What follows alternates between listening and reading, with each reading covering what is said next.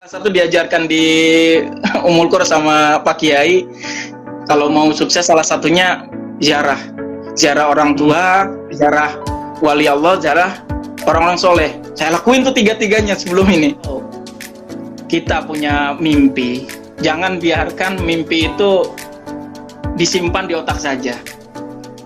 Salurkan mimpi itu ke mata, salurkan mimpi itu ke telinga, salurkan mimpi itu ke tangan, salurkan mimpi itu ke kaki, salurkan mimpi itu ke hati, sehingga menjadi pergerakan yang akan membuat mimpi kita menjadi nyata.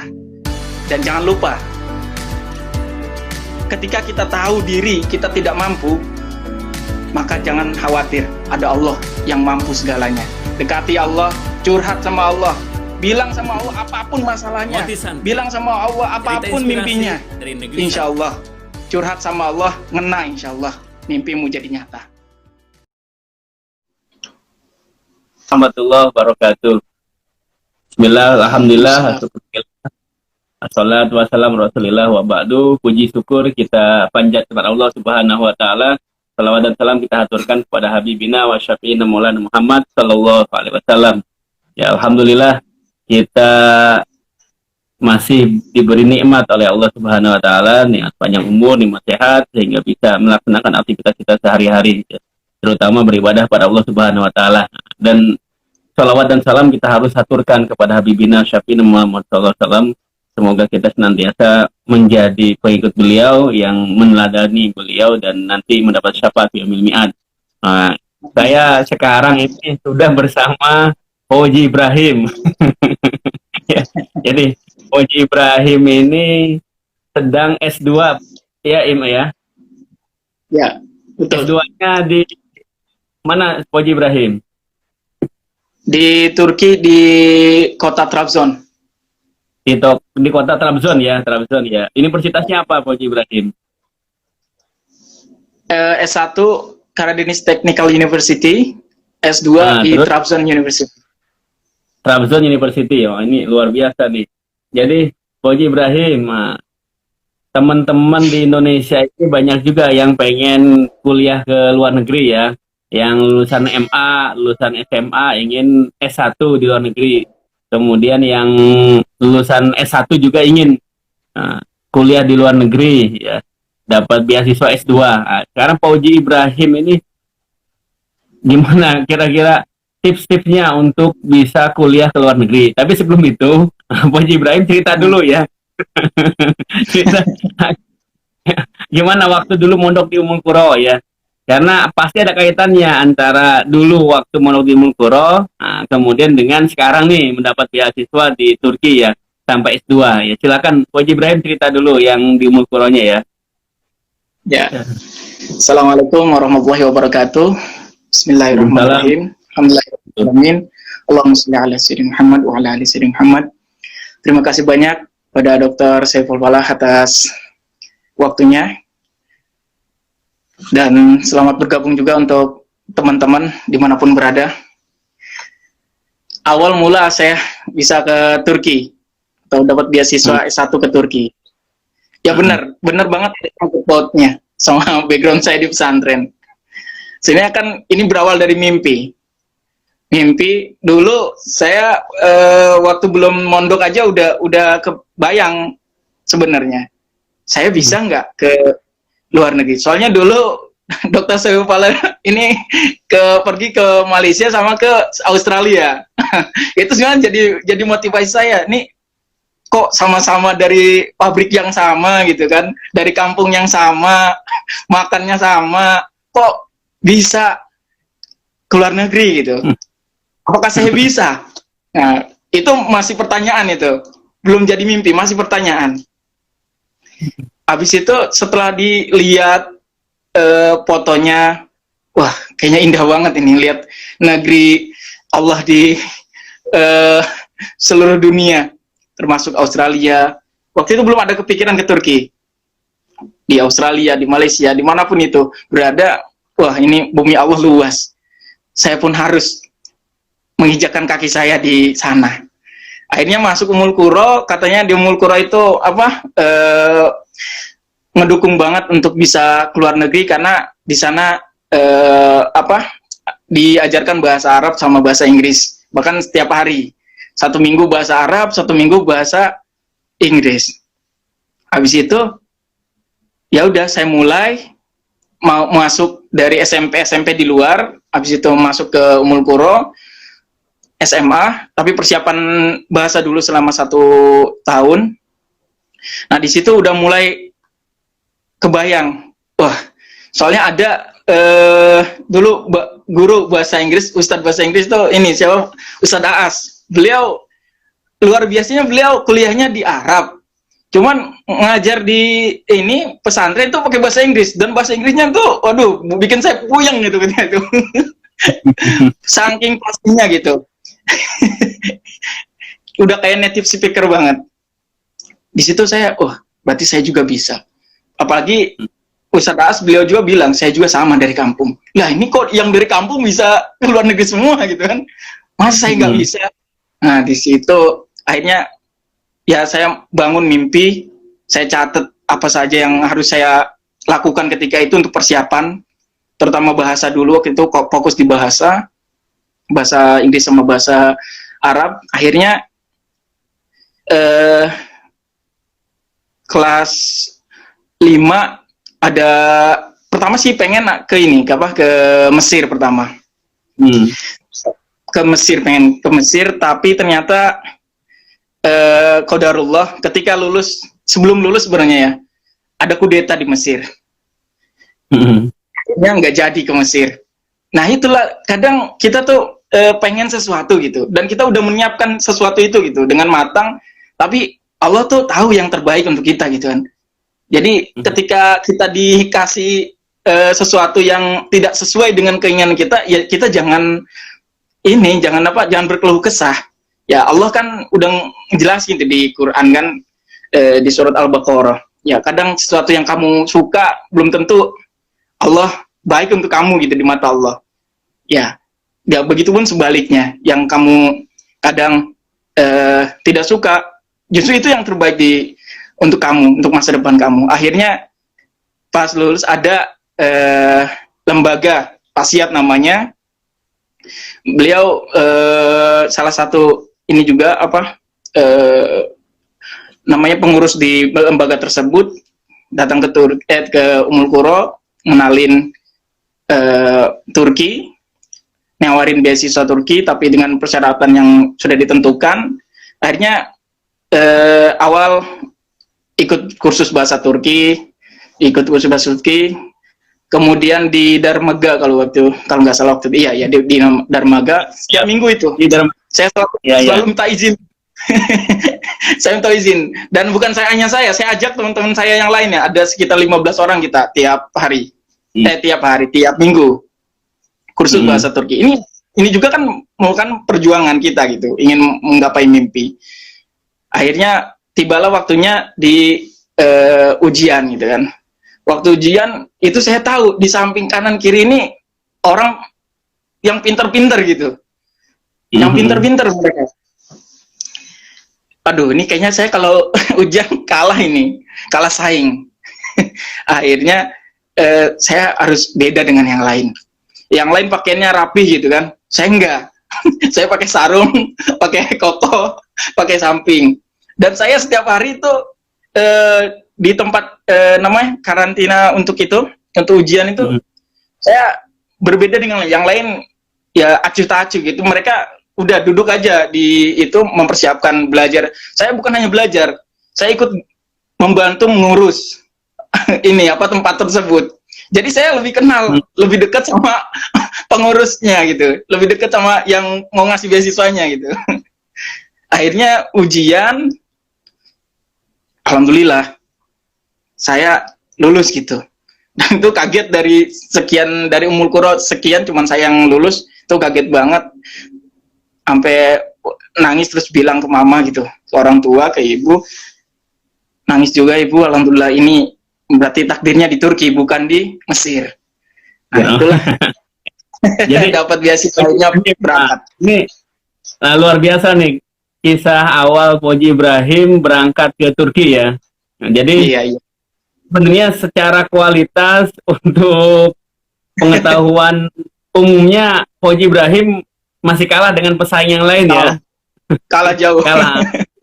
Fauzi Ibrahim bisa lulus karena faktor lain. Nah, tadi mungkin ya, karena faktor pendekatan personal ya.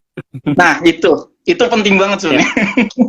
Jadi selain kita mempersiapkan diri, kita pun harus ada pendekatan personal ya. Kemudian ada nggak doa-doa yang lainnya nih? Apakah minta doa dulu sama orang tua atau ziarah? Ini informasi nih.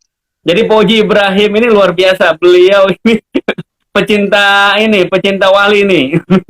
Jadi sangat-sangat suka ya untuk ziarah kubur nih Fauzi Ibrahim.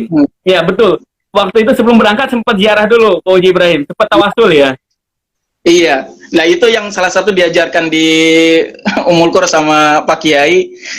Kalau mau sukses salah satunya ziarah orang tua, ziarah wali Allah, ziarah orang-orang soleh. Saya lakuin tuh tiga-tiganya sebelum ini.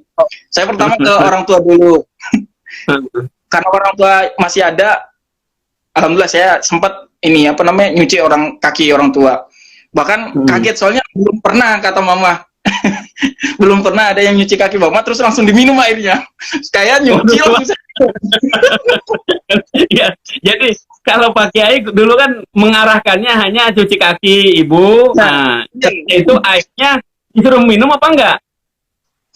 Disuruh enggak, kalau gak enggak suruh minum, tapi saya pengen ekstra, saya minum lebih berkah kata saya. Nekat ini diminum air.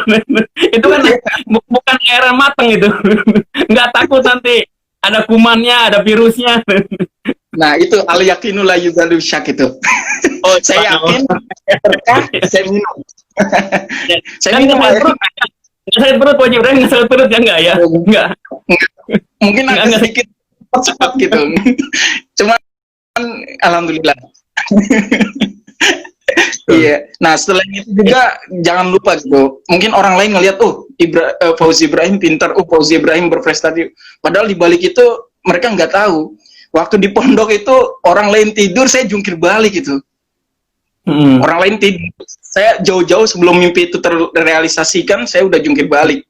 Ketika orang lain tidur, saya bangun, wudhu, tahu. Saya tuh tahu diri gitu. Ya Allah, saya tuh nggak pinter kayak orang-orang gitu. Saya tuh kemampuan saya tuh terbatas. Jadi saya tahu diri gitu. Saya tuh nggak bisa apa-apa. Maka saya dekati Allah malam-malam. Nah, betul. Nah, jadi minta sama yang pemilik segala. Nah, ini luar biasa ya. Itu. Nggak bosen. Tiap malam minta sama Allah. Ketika orang lain ini udah minta, udah ngerengek, bukan diam, langsung. Allah juga pengen lihat, kamu udah minta, kamu ini nggak usaha nggak? Udah minta, saya langsung usaha, saya belajar, saya ngapalin apa yang harus saya hafal, saya belajar apa yang saya belum ini.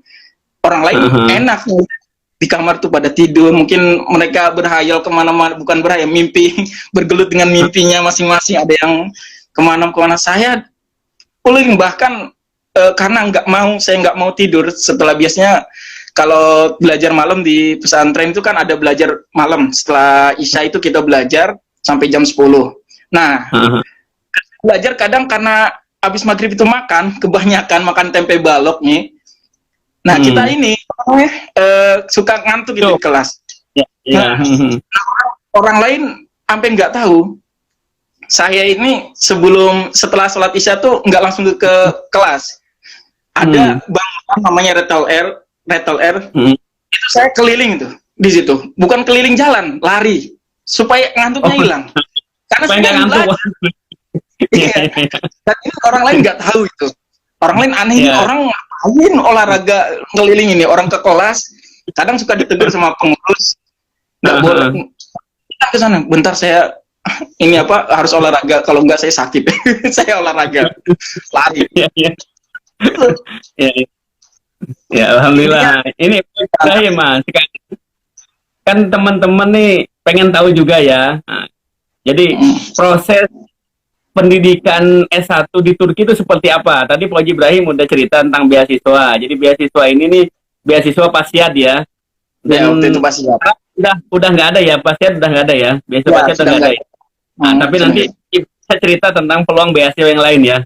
Iya. Sekarang cara dulu terkait dengan gimana sih kuliah di Turki itu seperti apa? apakah sama seperti Indonesia kuliah di Turki itu? Nah, jadi boleh ini cerita Pak Haji Ibrahim.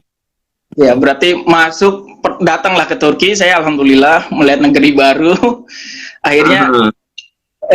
cuman waktu itu benar-benar shock banget nih. Dikira ini apa bahasanya mudah gitu. Ternyata ketika ngedenger orang Turki di bandara itu ngomong itu nggak paham sama sekali ini bahasa planet apa ini waktu itu.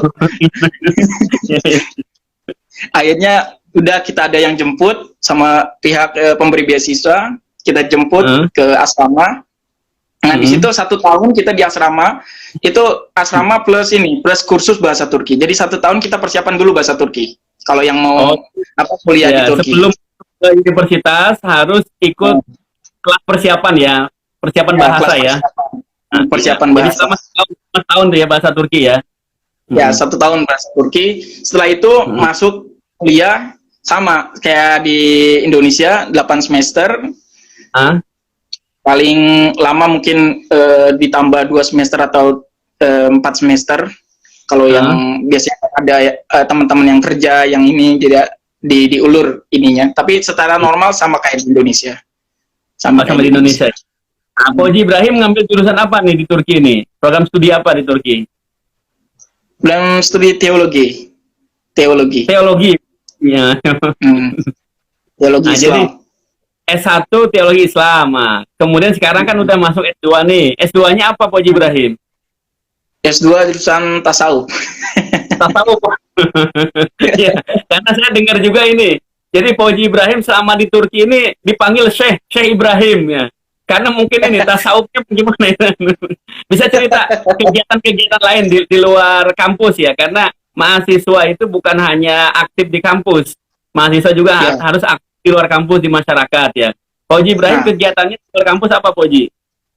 Nah, itu justru itu yang paling penting menurut saya dibanding yang lain. Karena kalau sekedar ngampus di Indonesia juga bisa ngampus gitu kan.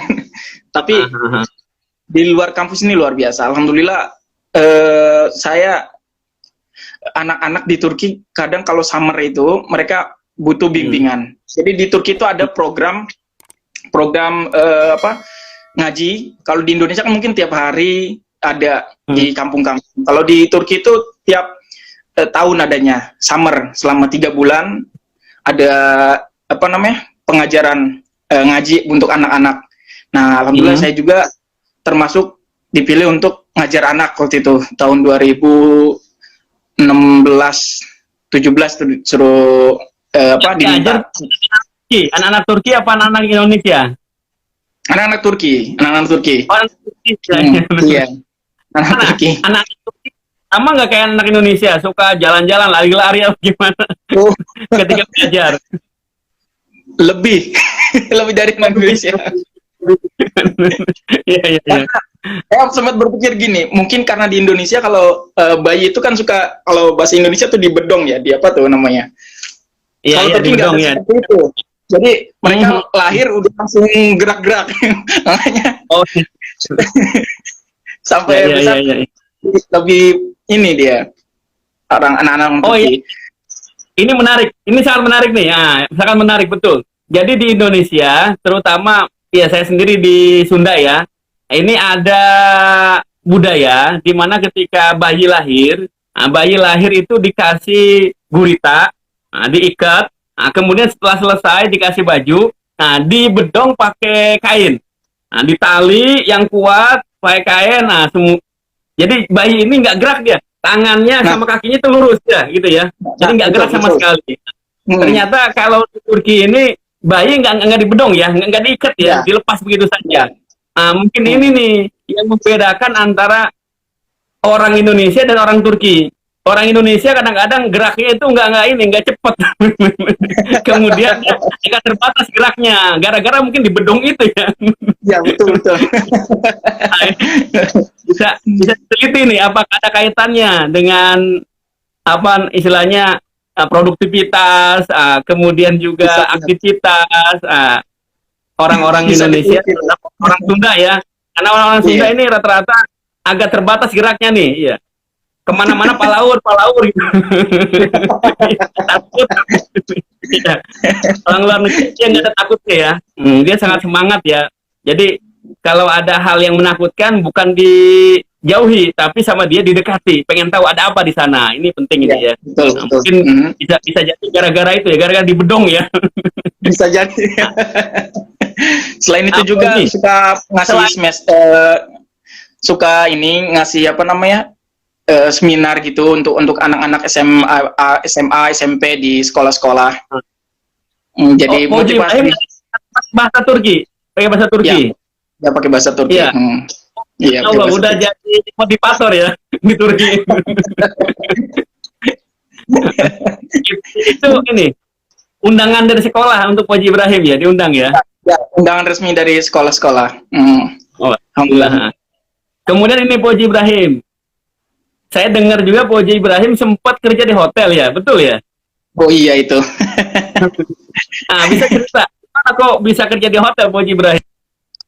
Nah, kita ini yang kuliah di luar negeri, bukan hanya di Turki, di Jerman, banyak teman-teman saya juga di Jerman, di manapun itu, di Swedia, di Eropa. Jadi sama sebenarnya sama kayak di Indonesia, kita kan jauh dari orang tua gitu kan. Kadang beasiswa kadang juga nggak cukup, kadang kan kita punya keperluan yang lain. Akhirnya waktu itu saya ngelihat teman-teman gitu, seapartemen mereka pada diam gitu. Ketika summer kita kan libur 3 bulan. Nah, saya lihat teman-teman di rumah ini pada nganggur gitu, nggak bisa kemana-mana karena nggak ada uang, nggak ada duit. Oh iya. Nah itu salah satu sengsara orang perantau gitu kadang.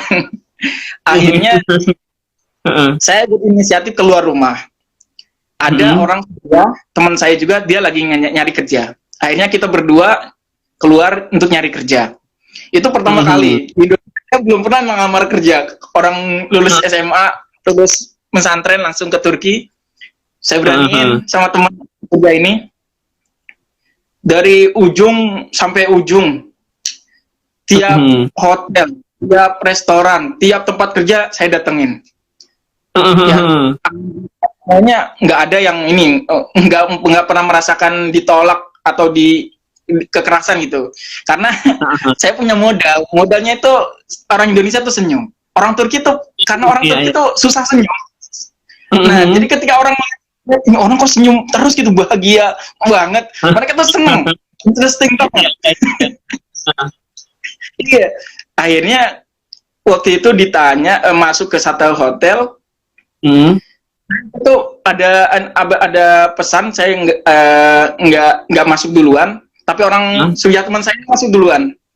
Ini ada juga sih, dia masuk duluan, dia langsung ngobrol sama direktur ini, direktur hotel yang lumayan bintang 4. Waktu itu saya cuman di ini doang, di pintu, belum sempat masuk gitu. Ketika saya ngobrol sama teman gitu, saya senyum-senyum gitu ke teman gitu kan, ada yang nelpon, saya senyum-senyum. Habis itu yang di dalam itu direktur bilang, itu siapa itu katanya, yang di pintu. Nah, teman saya bilang, oh itu teman saya orang Indonesia. Oh ini bagus ini katanya, dia nyari kerja nggak gitu. Jadi saya belum nawarin kerja, saya nawarin. Ya, luar biasa. Jadi yang di depan itu orang Suriah. Orang mana? Iya, orang Suriah. Dia minta orang kerjaan Suriah. gitu. Ada kerja nggak? Gini.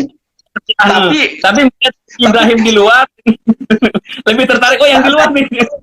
Iya. Iya. Akhirnya dia rahasianya. Iya. Panggil masuk malam. Salah. Terus kamu kerja nggak katanya? Kamu sama ini kan, Hasan namanya. Kamu sama Hasan kan katanya? Iya sama Hasan. Kamu kerja nggak?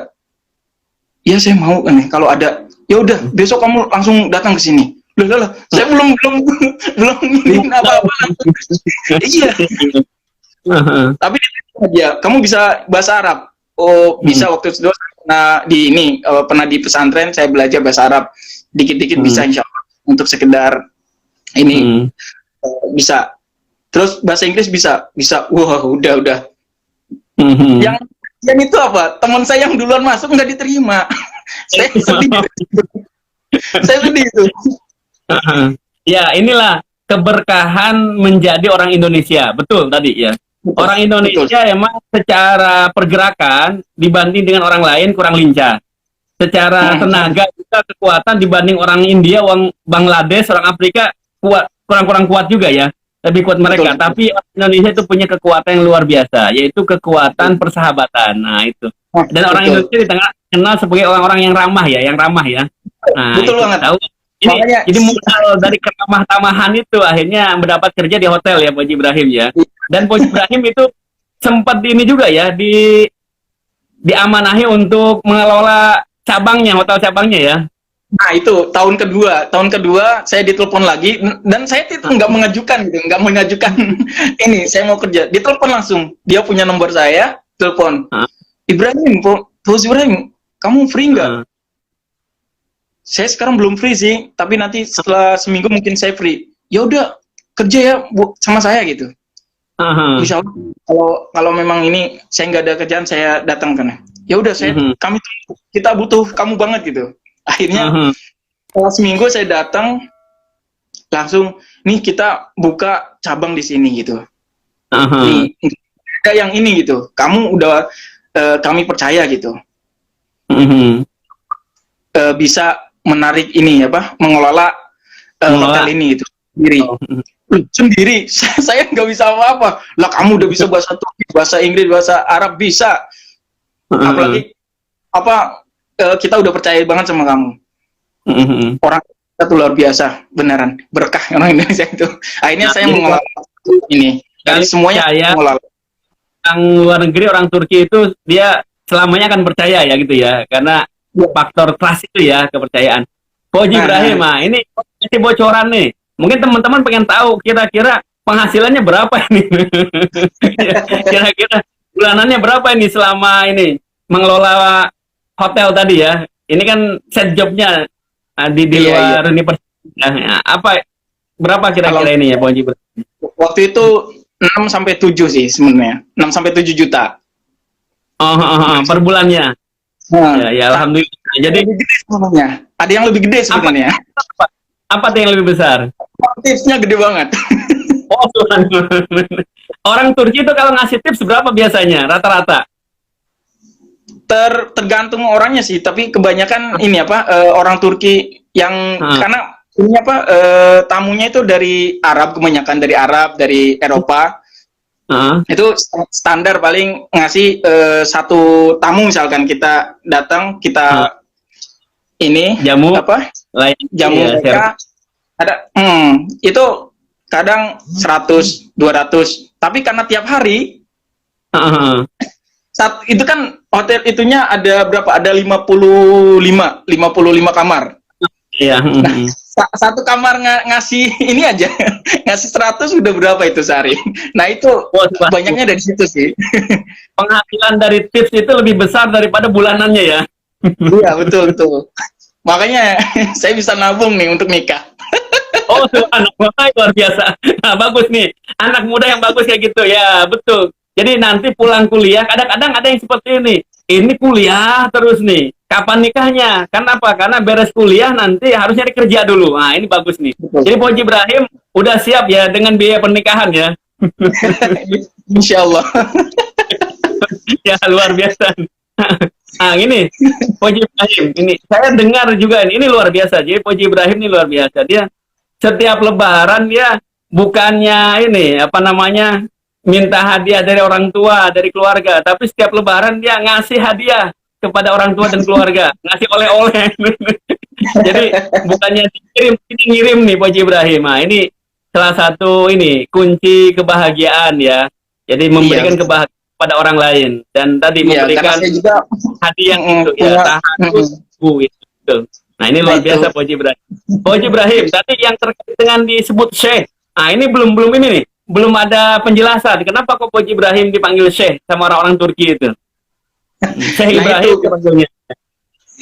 Nah, itu ketika sebenarnya dari kitanya, pertama dari akhlak kita mungkin ya. Dari akhlak kita, Aha. sedangkan orang Turki, mohon maaf kalau orang Turki tuh dibilang kalau kurang kalau dalam akhlak. Soalnya mereka terlalu ini nih. Tapi baik, hati mereka baik, cuman dari akhlak agak kurang dibanding orang Iya, iya. Indonesia. Orang Indonesia luar biasa. Mungkin dari situ di Mhm. masyarakat saya pernah ngajar-ngajar ngaji anak-anak mereka gitu, anak-anak masyarakat. Nah, disitulah mungkin, bahkan saya pernah ngajar juga ini apa kakek-kakek gitu, mereka yang belum bisa saya ajarin Mhm. gitu ya. Saya belum bisa Mhm. apa-apa kalau di Indonesia jauh dibanding di Indonesia. Cuman saya ala kadarnya gitu. Kadang kayak gitu loh. Itu Allah itu kayak gitu. Kita jangan pernah menjudge Allah gitu. Oh kok kita di sini? Oh kok dapatnya segini? Saya cuman bisa gini doang gitu. Yang lain udah bisa apa-apa. Enggak, Allah tuh dengan yang kecil pun bisa mengangkat derajat gitu. Oh, Kita subhanallah. intinya iya kayak gitu. Masalah Allah, dekat sama Allah, ngena insya Allah semuanya. Ya, Kena alhamdulillah. semuanya. Nah, Oh Allah yang punya. katanya orang Turki juga suka tahlilan, dan Poji Ibrahim ini mimpin tahlilan juga di Turki. Ya, ya. Kadang itu juga uang tabungan juga kadang dari situ. Oh, dulu subhanallah. dulu 1 tahun di Istanbul itu tiap hari itu khususnya ini Hmm. Roma pasti Hmm. dipanggil. Ada panggilan selalu tuh ada panggilan untuk Fauzi Ibrahim dimohon untuk eh, ke ini apa ke pintu gerbang. Dan ketika saya ke pintu gerbang sudah ada orang yang pakai jas, pakai dasi, orang-orang kantoran itu. Aha. Pakai mobilnya, keren-keren. Aha. Oh, dijemput, Poji Ibrahim dijemput. Iya, dijemput, jemput. Oh, subhanallah. Heeh. Dijemput, dibukain pintunya, udah kayak, luar biasa Bang. Kalau udah Allah itu udah intinya minta sama Allah tiap hari jangan pernah bosan, khususnya di sepertiga malam, insya Allah itu siangnya itu ngerasain keberkahan udah Alhamdulillah. dibawa pakai mobil, alhamdulillah tahlilan gitu, mimpin doa ngaji kayak gitu, alhamdulillah. Dari situlah pundi-pundi untuk modal nikah juga. Alhamdulillah. Ya. Nah, ini kata Allah, yarfa'illahu alladzina amanu minkum walladzina utul ilma darajat. Nah, jadi yang pertama amanu, beriman dulu kepada Allah. Tadi kata Pak Ibrahim, kitanya sama Allah, dan harus ada syaratnya juga, harus punya ilmu. Nah, dua-duanya nih ya, antara iman dan ilmu itu harus sejalan seiring. Kemudian tadi plus sama satu lagi akhlaknya. Oh, luar biasa. Jadi kalau dengan 3, insya Allah kita sukses di dunia ya, dan di akhirat pun bahagia nanti. Nah, Fauzi Ibrahim belum cerita nih terkait dengan S2-nya ya. Kalau tadi S1 kan sudah cerita gimana dapat beasiswa itu melalui pasiat, kemudian dites dulu dan akhirnya lulus dan berangkat ke Turki full beasiswa. Kuliah tidak bayar, asrama gratis, dan juga dikasih uang jajan ya. Uang saku ya. Yang sekarang ini beasiswa S2 ini gimana ceritanya Fauzi Ibrahim? Sampai diterima di Trabzon University ya. Di universitas beda ya. Beda. S1 itu di mana? Karadeniz Technical University. Ya, Karadeniz Technical University. Nah, sekarang S2 ini di Trabzon University. Ini universitas lebih besar mungkin ya daripada yang pertama. Yang pertama lebih besar sebenarnya. Yang pertama lebih besar. Ini gimana dapat di Trabzon University ini gimana, Fauzi Ibrahim? Nah, itu sebenarnya gini ya Pak. Dulu awalnya sih nggak ada niat untuk S2 di Turki. Pengen saya lagi ikut program tahfiz Quran. Saya niatnya setelah selesai program tahfiz Quran, saya mau pulang ke rumah karena udah beneran miss banget so badly gitu keluarga. Benar-benar rindu banget. Tapi kebetulan guru saya ini dia yang benar-benar nge-push terus. Tiap hari dia nanya gitu. Kamu udah lulus, kapan kamu mau S2? Kapan kamu mau S2? Cepetan daftar. Cepetan daftar. Nah, karena tiap hari kan saya setoran hafalan tuh tiap hari. Setoran hafalan Al-Quran tiap hari. Dan setiap hari ditanyain sama guru saya ini. Apa gitu ya. Akhirnya saya termasuk ini kan udah pernah di pesantren. Jadi kalau kata guru ini nurut sama guru. Ya udah saya nurut. Saya Iya. S2 tanpa persiapan itu. Dites dulu Coach Ibrahim. Itu Ada ujiannya. Berkas. Ujian berkas ya. Berkas dan rekomendasi dari siapa aja. Kebetulan sebenarnya sih benar semuanya jalan Allah. Saya kenal sama rektor, kenal sama dekannya dekat gitu kan. Udah kayak ini, udah kayak kakak sendiri. Akhirnya saya telepon gitu ke dekan, ini masih buka nggak pendaftaran? Oh masih, kecepatan kamu daftar gitu. Jadi malah kan yang mau, saya mau kamu di sini gitu. Waduh, Iya. enak banget gitu kan. Saya apply. Boleh cerita nih, gimana bisa dekat dengan rektor dan dekannya dari ini Trabzon University?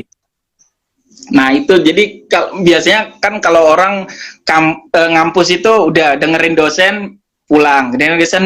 Kalau saya enggak, habis selesai ini tuh saya datengin silaturahmi ke kantornya, ngobrol dan seneng ketika apalagi orang Indonesia yang datang gitu, seneng banget. Jadi ngobrol itu beliau itu nanya tentang saya, keluarga saya, nanya-nanya dan saya pun nanya-nanya beliau, udah kayak ini deket aja gitu.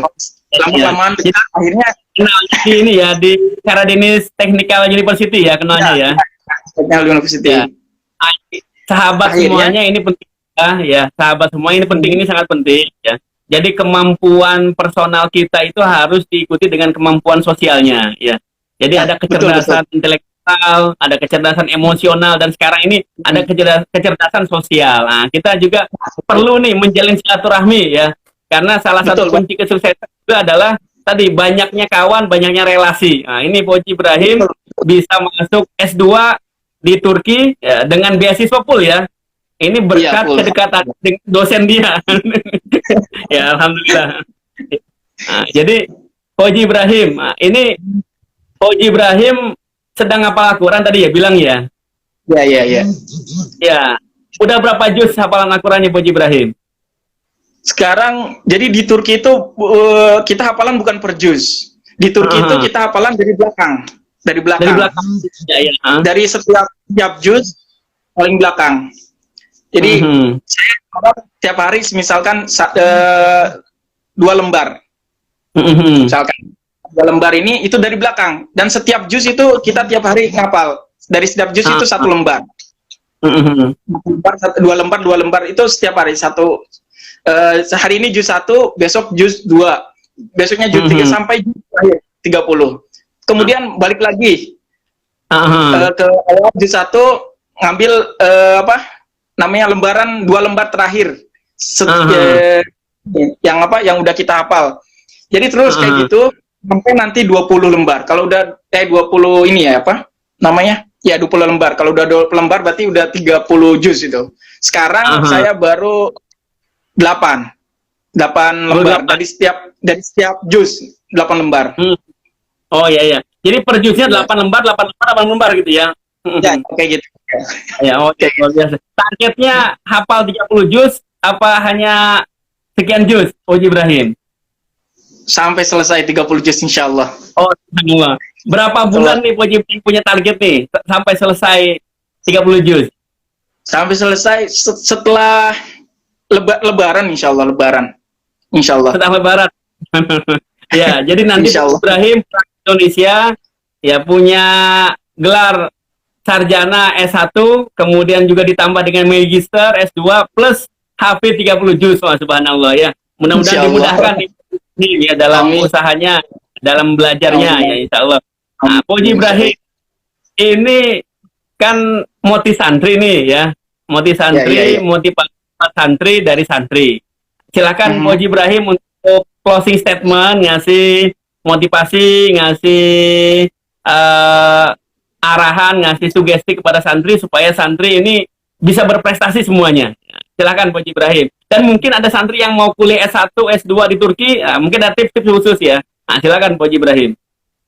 Nanti kalau untuk yang mau S1 atau S2 di Turki, pengen kuliah di Turki, baik itu lewat beasiswa ataupun mandiri, bisa nanti kontak saya. Nanti insya Allah saya jelaskan semuanya.